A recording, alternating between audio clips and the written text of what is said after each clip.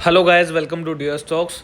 तो आज की इस वीडियो में हम देख रहे हैं मेरा एक जो दूसरा अकाउंट है, दूसरा पोर्टफोलियो है, उसके one day change mutual fund change के बारे में। चलिए शुरुआत करते हैं। सबसे पहले है इन्वेस्टमेंट अमाउंट 4,77,000 रुपीज़ इन्वेस्टेड है इसमें, जिसकी करंट वैल्यू है 5,03,000। वन डे रिटर्न की बात करें तो 4,964 वन डे रिटर्न है और टोटल रिटर्न है 26,000 5.52%। चलिए 38 एक्टिव फंड्स हैं, उनके बारे में जान लेते हैं। एक्टिव एसआईपी हम देखते हैं पहले।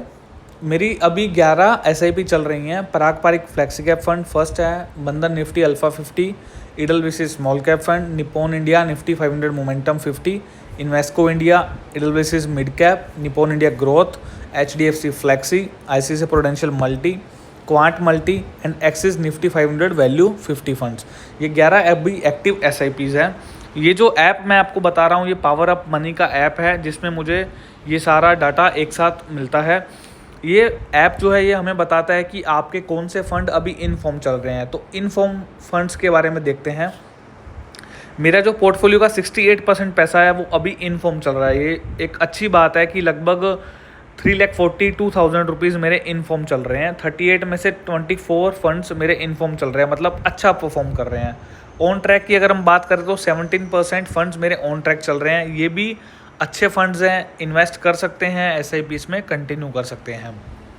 ऑफ ट्रैक की अगर हम बात करें तो 4 फंड्स शायद मेरे ऑफ ट्रैक हैं। हाँ जी, quant mid cap, Motilal Oswal flexi, Tata small cap, Motilal Oswal mid cap, ये 4 फंड मेरे ऑफ ट्रैक चल रहे हैं according to power up money. तो मैं इसमें से धीरे धीरे अपने अमाउंट को विड्रॉ करना चाहूँगा टाइम टू टाइम।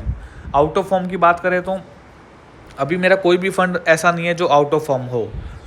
अनरेटेड में अगर हम देखें तो अनरेटेड में मेरे 3 फंड्स हैं। Mirae Asset Nifty 200 alpha 30, Axis Nifty 500, Jio BlackRock flexi cap fund.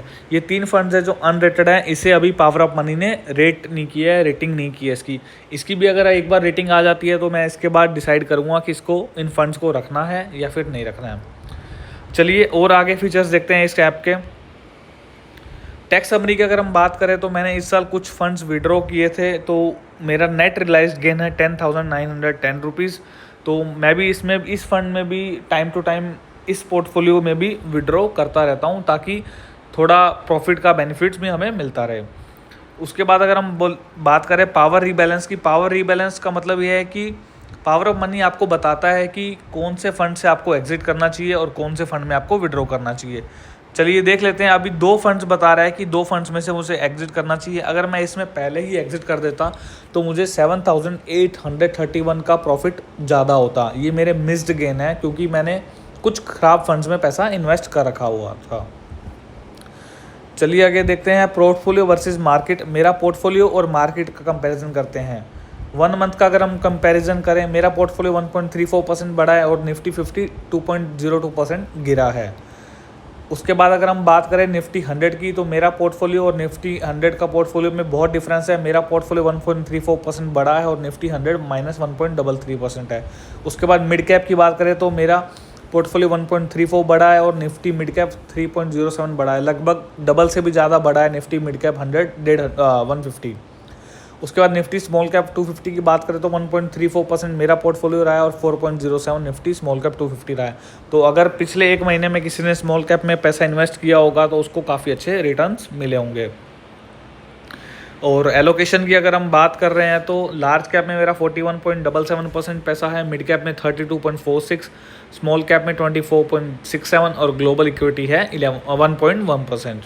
Equity 24.67, date 0.5, others में है 4.83। सेक्टर्स की अगर हम बात करें तो टॉप पे फाइनेंशियल है 28.47, industries 12.9, consumer 12.85, basic materials 8.59, health care 8.29।